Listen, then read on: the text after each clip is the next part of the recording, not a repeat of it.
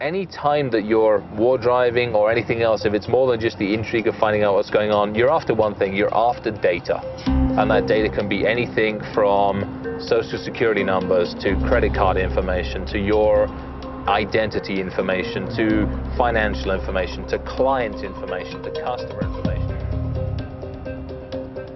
If I just slow down here just for a wee second, we will associate with this machine, which is quite happily giving itself up to everybody. Hi honey, we're home. Okay, it is the family PC, the Microsoft Home family PC that has shared documents, family PC main. It's got a printer, an XP document writer on it. It's got a Lexmark that was attached to it at some point in time. The internet, it's amazing, right? I mean, it's changed all of our lives. It's created so many more opportunities.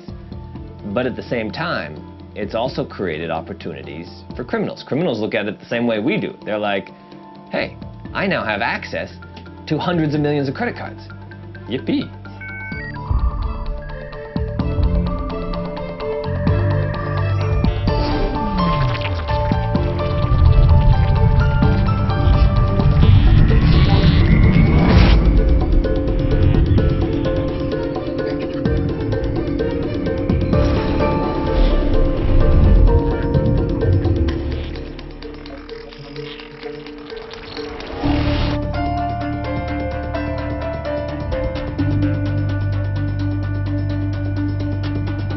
I've never seen any good statistics on what crimes are being committed, or how they're being committed, and who's doing it. I mean, there's so many dangers of the internet out there. I mean, who do you got? You got predators, spam artists, spammers and scammers, romance scams, the 419 scam, social engineering, all these things that are trying to rip off your money, botnet, distributed denial of service attack, denial of service attacks, spear phishing. Imagine, if you will, just having a territory of everything, and you can do anything you want. It's like this Wild West, like this whole new world out there.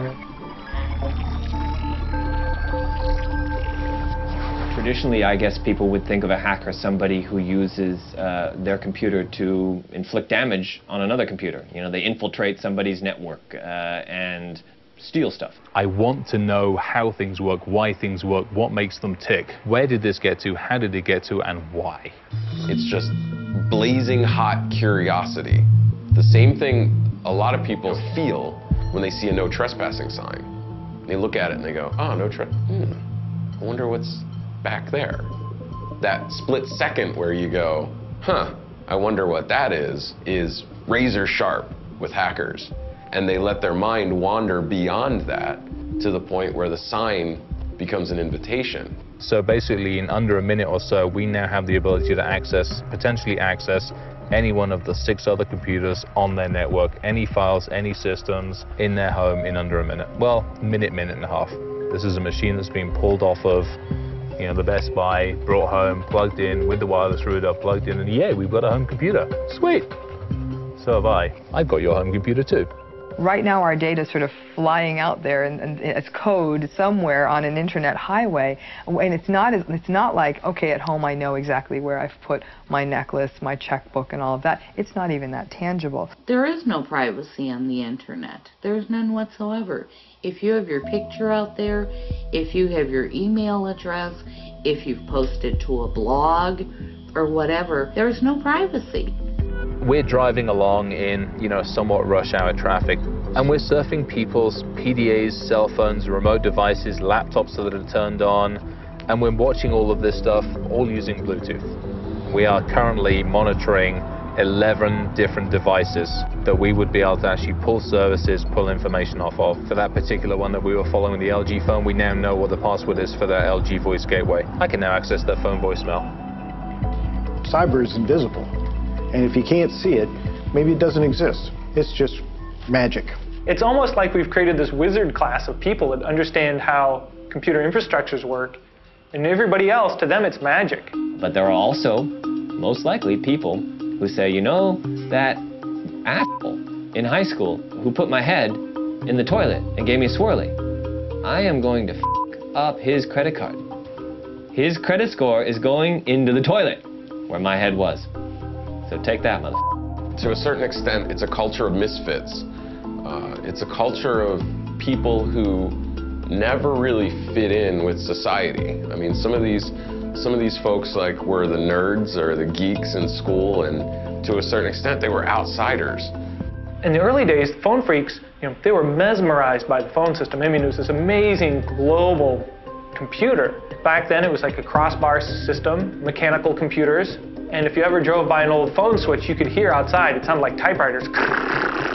Because of the way it was created, you could fool the mechanical systems into doing things for you, routing calls. Now, a true phone phreak, to me, is kind of like the modern definition of a real hacker. You look at the hacker journals.